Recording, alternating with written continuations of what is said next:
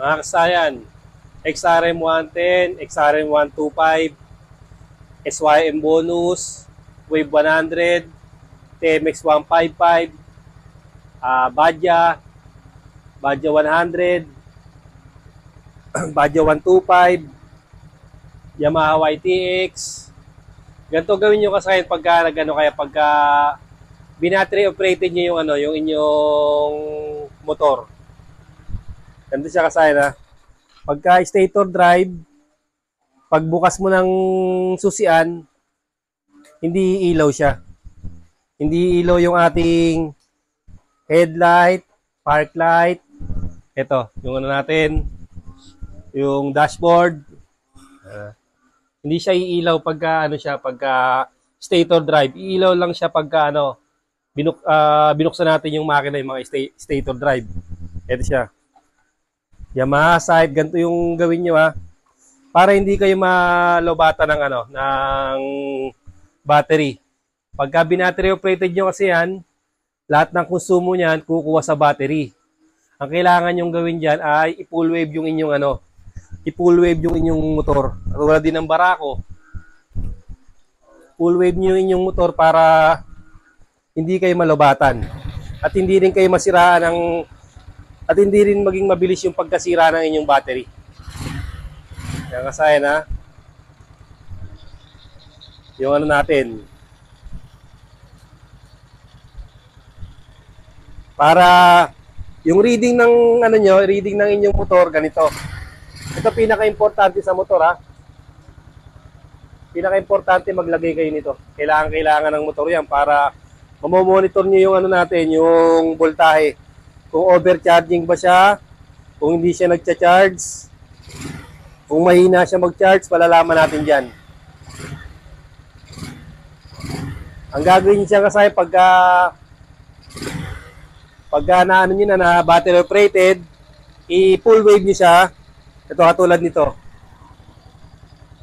Yung mga Yamaha Sight, yung mga Mio, yung Yamaha Sight, Mio, Yamaha YTX, mga full wave na yan, nagpapalit lang ng ganito, tsaka konting modification lang sa kanyang wire. Ito katulad nito, XRM 110, pinull wave na natin siya. Tapos battery operated na yung niya ha. Ito. Battery operated yung natin, yung LED na pala yung natin, yung tail light, tapos yung indicator natin, yung indicator, tapos itong headlight. Tapos, naglagay tayo ng double contact, LED na rin siya. Bali, puro LED na siya. LED na yung natin. Mga ilaw natin, lahat sila kumukonsumo na sa battery. Yung stator drive, ang kumukonsumo lang sa battery pag stator drive, ito lang signal light. Signal light, tapos busina, yan ang mga kumukonsumo sa battery. Pero yung tatlo na to, headlight, indicator, at saka yung yung ating tail light, kumukonsumo lahat ng yan ha. Kumukonsumo sa stator. Yung hindi pa natin binabattery operated. Kaya pag binattery operated natin, ang pinakamaganda natin gawin, i-full wave natin siya. Ayan ha. Pag naka-full wave na siya, ito, na-full wave na natin. Tapos, automatic, palitan na natin siya lahat ng LED na natin siya lahat. Halimbawa pinull wave natin siya, hindi tayo nag-LED, hindi tayo nag-LED headlight, ng indicator at saka ng taillight, malakas yung konsumo niya. Malolobat pa rin kayo. Ayan o. Malolobat pa rin kayo kung sakaling hindi kayo magpapalit ng mga LED taillight at saka yung ng headlight. Okay lang kahit di kayo magpalit ng signal light. Kung mga signal light natin kasi, kahit di nyo palitan yung signal light natin, harapat likod, mahina lang kumonsumo yan. Kaya kahit di nyo palitan yan, okay lang siya. Kayang-kaya ng ating kayang-kaya ng ating battery. Ang malakas diyan kumonsumo, stock headlight. Yung stock headlight natin ha, yan ang malakas kumonsumo. At saka yung stock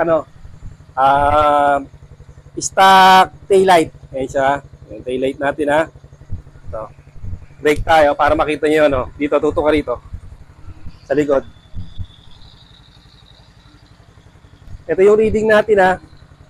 Yung reading natin, nakabukas lahat yan ha. Taillight, indicator, headlight, tsaka yung ano natin, double contact. Meron pa tayong park light blue ha. Ayan. Kita mo yung park light blue natin kabilaan. Trust mo konti, hindi makita-kita yung ano. Ayan, park light blue, may park light ano pa yan, may LED pa sa loob, kabilaan yan. Etong 13.9, magbe-brake tayo. Ito siya ha. Yan nyo ha. 13.9 brake. Ito, iilaw yan ha. O yan. Pansinin nyo yung reading. Ayan ha. O, brake tayo. Kahit nakababad yung brake natin, walang voltage drop yan. Ayan siya ha. O. Maglalaro lang dun o. Ayan o. Maglalaro lang yung reading natin. Babalik agad siya. Bumabalik agad sa ating, hindi siya bumababa. Yan maglalaro yung ating reading. Kaya ganito yung gawin nyo sa inyong mga stator drive pagka binattery operated nyo. Kailangan nyo siyang i-full wave. Para masusuportahan nyo lahat ng ilaw na ginagamit natin na kumukonsumo sa battery. Ayan siya. Ayan yung reading natin. Naka-idle lang tayo, pero yung reading niya, tingnan nyo, maabot pa siya ng 14. Bukas lahat ha. Nakabukas lahat. Ang unang gagawin natin, pwedeng full wave ang unang gawin natin ha. Palit tayo ng regulator na pang full wave.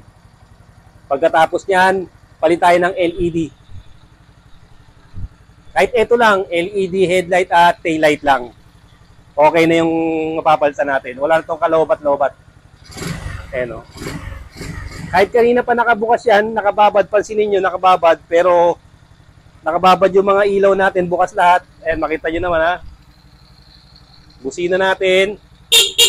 Buo pa rin. Nakabukas lahat. Ito yung reading natin. Ibig sabihin, pag ginawa nyo yung kasign, walang kalobat-lobat. Wala pa tayong relay ha. Wala pa tayong relay dyan. Normal pa lang yan. Nagkabit lang tayo ng double contact, park light, signal light. Ibig sabihin, kung wala tayong double contact, park light, signal light, mas mataas pa yung reading natin. Mas mataas pa yung magiging reading kung wala tayong park light, park light, signal light. Ayan yung natin ha. Ito, wala pa tayong switch. Wala pa tayong switch dyan. Ito yun Nakarekta lang yung ating ha. Ngayon, ito, tatanggalin natin ha. Patayin natin ang limbawa ha. Ayan siya. Ayan yung reading natin Ayan na yung reading natin. Alis natin signal light. Okay na, tataas na yung reading natin. Balik natin, wala pang switch Ito. Wala pang switch kaya nire-recta lang muna natin sa accessory wire. Hindi pa natin nalalagyan ng switch. Ito gawin nyo para walang kalobat-lobat. Kahit maglagay pa tayo ng mini driving light, kayang-kaya pa niya Kayang-kaya pa niya yan. Wala pa tong relay. Pero syempre, mas maganda pa rin yung may relay. Yun nga yung natin. Power appliance natin pag one relay setup. Hanggang dito na lang mga kasayan. Pag may comment kayo sa stator, gagawing battery operated, nalolobat pa rin, mag-comment lang kayo, sasagutin natin yan. Pero ang pinaka-importante rito yung natin pag full wave na, yung magandang charging na. Liwa regulator rectifier o TTGR. Pag pinaka-mabilis mabili, TMX 125, TMX Alpha 125 na regulator rectifier. Salamat sa panonood mga kasayan.